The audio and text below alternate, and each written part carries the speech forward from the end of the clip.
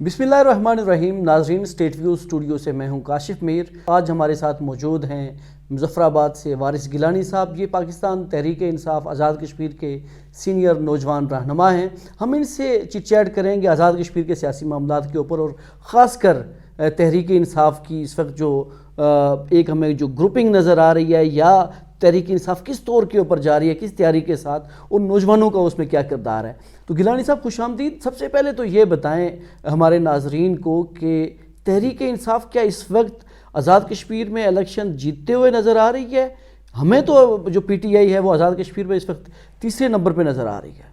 बिस्मिल्लाहिर्रहमानिर्रहीम। Thank you very much Kashif साहब। देखें, बिल्कुल आप ठीक कह रहे हैं कि अगर हम करंट सिचुएशन, बल्कि मैं यहाँ तक कहूँ कि अगर हम आज से 15 दिन 20 दिन पहले, महीना पहले की अगर सिचुएशन देखें तो आपकी बात से मैं इत्तेफाक करता हूँ। लेकिन क्योंकि अभी इलेक्शन में टाइम है और पार्टीज़ जो हैं अपनी एक स्ट्रेटजी के साथ इलेक्शन में जाती हैं, और मुझे पूरा यकीन है कि अब रिसेंटली पिछले 15-20 दिन के अंदर हमारी पार्टी के अंदर जो डेवलपमेंट्स हो रही हैं, तो एक वक्त आएगा, और वो ज़्यादा वक्त दूर भी नहीं है। मैं आपको कमिटमेंट से कहता हूँ कि 1 महीने बाद आप खुद इस बात से इत्तेफाक करेंगे कि जिसको आज अब 3rd नंबर की पार्टी कह रहे हैं, वो इंशाल्लाह पहले नंबर पे जाएगी, और इस पे पार्टी काम कर रही है। तो गिलानी साहब, हम देखते हैं कि आपका मुकाबला तो, आपकी पार्टी का मुकाबला तो मुस्लिम कॉन्फ्रेंस से होना चाहिए, पाकिस्तान पीपल्स पार्टी से होना चाहिए, मुस्लिम लीग नवाज से होना चाहिए, दीगर जमातों से होना चाहिए। लेकिन हमें तो नज़र आ रहा है कि तहरीक इंसाफ के आपस के ग्रुप से एक दूसरे से गुत्थम गुत्था हैं, एक दूसरे से लड़ रहे हैं, एक दूसरे को गिरा रहे हैं, आगे बढ़ रहे हैं, पीछे धकेल रहे हैं। ये क्या चल रहा है? असल में आप ठीक कह रहे हैं। एक्चुअली होता ये है कि हम क्योंकि इमरान खान के कारकुन हैं, हमारा लीडर, हमारा कायद इमरान खान है, उसने हमें ये बात सिखाई है कि जुल्म के ख़िलाफ़ आवाज़ उठाएं, करप्शन के ख़िलाफ़ आवाज़ उठाएं, ग़ुलामी से अपने आप को आज़ाद करें। तो अभी हमारा जो पॉलिटिकल माइंडसेट है, स्पेशली आज़ाद कश्मीर का पॉलिटिकल कल्चर है, वो बरादरियों के अंदर इतना जकड़ा हुआ है। और फिर वहाँ पे आप ये देखें कि जो लोग पिछले 30 साल, 40 साल, 50 साल से पॉलिटिकल सिस्टम के अंदर डोमिनेट कर रहे हैं, तो जब हम जैसे लोग, नौजवान लोग, या ऐसे लोग जिन लोगों ने ज़िंदगी के अंदर कुछ हासिल किया, वो लोग सामने आते हैं, उनको चैलेंज करते हैं, तो उनको फिर तकलीफ़ पहुँचती है। तो ये बेसिकली वो इमरान खान के जो जिन लोगों ने, जिन कारकुनों के इमरान खान की ट्रेनिंग हासिल है, और वो जो एक माफिया जो कि हर हुकूमत के अंदर जो है नई वेस्ट कोट और नए कपड़े पहन के जो रेडी टू गो होता है, रेडी टू फ्लाई होता है, ये बुनियादी तौर पर उन दो माइंडसेट के दरमियान लड़ाई है।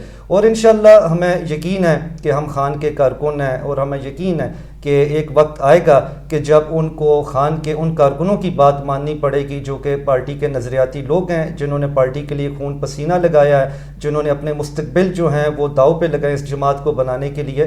तो ये बेसिकली वही लड़ाई चल रही है, और इंशाल्लाह एक टाइम आएगा कि ये भी अपने इख्तिताम पर पहुँचेगी। तो ये बताएं कि आज़ाद कश्मीर में तहरीक इंसाफ इमरान खान के नज़रिए के ऊपर जा रही है, और क्या उस नज़रिए के साथ बैरिस्टर सुल्तान महमूद आपको खड़े नज़र आते हैं? या आज़ाद कश्मीर में बैरिस्टर सुल्तान महमूद, क्या आपको वो लग रहा है कि वो पार्टी की सदारत करते हुए इलेक्शन जिता पाएंगे? देखें, बुनियादी बात यह है कि बैरिस्टर सुल्तान महमूद साहब जो हैं, उनको इमरान खान साहब ने पार्टी प्रेसिडेंट जो है वो नॉमिनेट किया है। तो खान का फैसला जो है वो हर कारकुन के लिए सर आंखों पर है, और हम जिसको भी खान साहब ये ज़िम्मेदारी देते हैं, जिसको भी खान साहब इस मनसब पर लेकर आते हैं, हम पर यह लाजम है एज अ कारकुन के उसको फॉलो करना, उसको ओबे करना। लेकिन बुनियादी बात यह कि लीडर एक ही है, उसका नाम इमरान खान है, उसमें वो बैरिस्टर साहब को ज़िम्मेदारी देते हैं, हमारे लिए वो काबिल एहतराम है। खान साहब कोई और फैसला करते हैं, हमने तो खान साहब के डिसीजन को फॉलो करना है। अभी रिसेंटली गिलानी साहब, सरदार तनवीर इलियास साहब जो मामले खुसूसी हैं वज़ीर आला पंजाब के, तो उनको भी इमरान खान साहब ने पार्टी के अंदर इन किया है। तो उनकी जो एंट्री है पार्टी के अंदर, उसको खासकर यूथ और पार्टी के लोग कैसे देखते हैं? देखिए सर, आपने देखा पिछले दिनों में यूथ जो हमारी आज़ाद कश्मीर की यूथ विंग है, उसने एक कन्वेंशन किया जिसमें सरदार तनवीर साहब को बुलाया। यही वो मैसेज है जो कि नौजवानों की तरफ से जब बाहर निकला, और हर बंदा ये सोचने पर मजबूर, हमें ये बात अंडरस्टैंड करने की ज़रूरत है कि तनवीर साहब को इमरान खान साहब, सैफुल्लाह खान नियाज़ी हमारे चीफ ऑर्गेनाइज़र, और वज़ीर अमूर कश्मीर अली अमीन साहब की मौजूदगी में खान साहब ने कुछ ज़िम्मेदारियाँ दी हैं। मैंने आपको जैसे पहले कहा, खान साहब जिसको जो ज़िम्मेदारी देंगे پارٹی کا ہر کارکن اس کو اون کرے گا. اسی لیے ہم کسی بھی گروپنگ کا حصہ بنے بغیر خان کے ہر فیصلے کو سرخم تسلیم کرتے ہیں اور سردار تنویر صاحب کو ہر طرح سے اون کرتے ہیں, اور انشاءاللہ ہم جہاں پہ بھی ان کو آگے لے جانے کے لیے یا ان کا ساتھ دینے کے لیے ہم جو کردار ادا کر سکے وہ ہم کردار ادا کریں. تو یہ بتائیں کہ پاکستان پیپلز پارٹی سے, مسلم کانفرنس سے, اور خاص کر جو حکمران جماعت ہے مسلم لیگ نواز, کہ جس میں ابھی تک کوئی ہمیں کوئی واضح کو دراڑ پڑتی ہوئی نظر نہیں آ رہی, تو کیا لگ رہا ہے کہ وہاں سے بھی لوگ آئیں گے, الیکٹیبلز پی ٹی آئی کا حصہ بنیں گے؟ سر بالکل دراڑیں موجود ہیں. صرف یہ ہے کہ لوگ یہاں پہ ون مین شو پسند نہیں کرتے تھے, لوگ کسی گروپ کا حصہ نہیں بننا چاہتے تھے. دیکھیں بنیادی طور پہ سیاسی کارکن کو عزت چاہیے ہوتی ہے. یہاں پہ جو لوگ ابھی تک موجود ہیں میں سمجھتا ہوں کہ شاید وہ عزت دینے میں کامیاب نہیں ہو سکے. اسی لیے خان صاحب نے سردار تنویر الیاس صاحب جیسے ایک قابل انسان کو بھی اس کیمپین کا حصہ بنایا ہے, اور مجھے یقین ہے کہ تنویر صاحب کے آنے کے بعد وہ جو لوگ اس عزت کو محسوس کر رہے تھے یا وہ جو ایک سپیس لینا چاہ رہے تھے جو کہ ان کو شاید نہیں مل پا رہی تھی, اور مجھے یقین ہے کہ اب ان کے آنے کے بعد آپ کو ڈے بائی ڈے ہماری پارٹی کے اندر بہتری آنا شروع ہو جائے گی. لوگ بالکل تیار بیٹھے ہیں, صرف وہ چاہتے ہیں وہ جائیں کس کے ساتھ. صرف وہ سوچتے ہیں کہ ان کو کوئی خان کا ایسا نظریاتی انسان ملے جو اپنی ذات سے باہر نکل کے لیے لوگوں کی فلاح و بہبود اور پارٹی کو مضبوط کرنے کے لیے اپنا کام کرے, جو کہ ہمیں بڑی خوشی ہے. اور ہم خان صاحب کا شکریہ ادا کرتے ہیں کہ سردار تنویر صاحب کی شکل میں انہوں نے یہ ایک بہت بڑا کارکنوں کا مسئلہ اور جو دوسرے لوگ ہیں وہ مسئلہ حل کیا ہے. تو یہ بتائیں, اب باتیں آپ کا جو حلقہ انتخاب ہے مظفر آباد سٹی کا, مظفر آباد سٹی کو اگر ہم دیکھیں تو وہاں سے بیرسٹر جو افتخار گیلانی ہیں گزشتہ 2 انتخابات وہ بھاری مارجن سے جیتے بھی ہیں, وزیر بھی رہے, پوری کیپٹل بھی ہے, وسائل بھی تھے, اور ابھی تک بھی وہ ہمیں وہاں پہ سے مضبوط نظر آ رہے ہیں. جبکہ ہم دیکھتے ہیں پاکستان تحریک انصاف کی طرف تو خواجہ فاروق جیسے ایک مضبوط مجے ہوئے سینئر جو سیاسی کارکن ہیں وہ بھی نظر آتے ہیں. وہاں پہ ایک نوجوان تحریک انصاف کے رہنما کے طور کے اوپر بڑے متحرک کردار آپ کا بھی نظر آتا ہے. کیا مظفر آباد میں جو الیکشن کیمپین آپ کی جو چل رہی ہے وہ آپ کو لگ رہا ہے کہ پاکستان تحریک انصاف وہاں سے سیٹ نکال سکے گی, اور آیا جو پارٹی قیادت ہے وہ ٹکٹ کا اگر فیصلہ کرتی ہے تو وہ آپ کے حق میں کیوں کرے گی؟ دیکھیں 2-3 باتیں ہیں.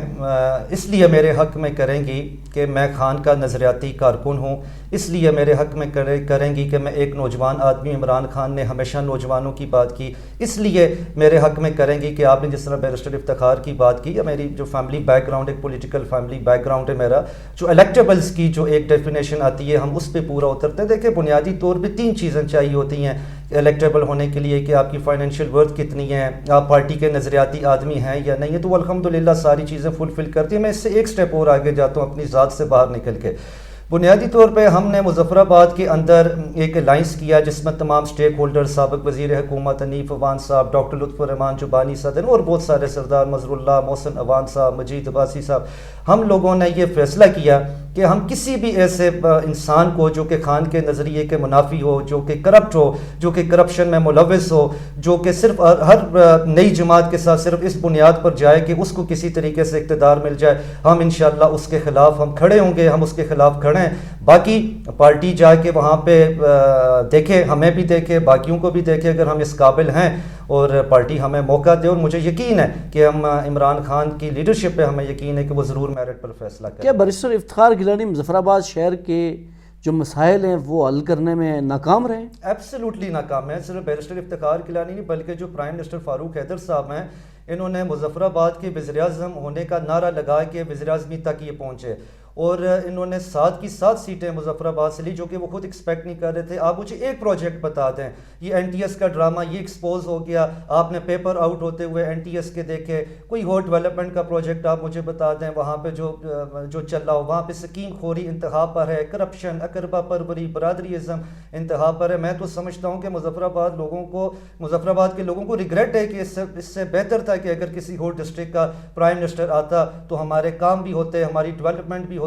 میں آپ کو یقین دلاتا ہوں کہ لوگ ابھی تو برداشت کر رہے ہیں, لیکن اس چیز کا جواب آپ کو لوگ اپنے ووٹ سے انشاءاللہ آمدہ الیکشن میں دیں گے کہ یہ لوگ کہاں پہ سٹینڈ کرتے ہیں, ان کی کیا پرفارمنس ہے.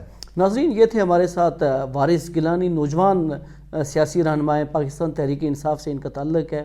اسٹیٹ ویو اسٹوڈیو میں ہم دیگر جماعتوں کے نوجوان رہنماؤں کو بھی مدعو کریں گے, ان کو بھی سنیں گے کہ ان کے کیا خیالات ہیں. اگر آپ کے کوئی سوالات ہیں آزاد کشمیر میں سیاسی جماعتوں سے، مختلف سیاسی سربراہان سے، حکومتی جماعت سے، تو وہ ہمیں آپ کامنٹ باکس میں آپ لکھیں. ہم کوشش کریں گے کہ جو آپ کے سوالات ہیں ان کے جوابات بھی ہم سیاسی لوگوں سے لے سکیں. اگلے پروگرام تک کے لیے اجازت دیجیے گا. اللہ حافظ.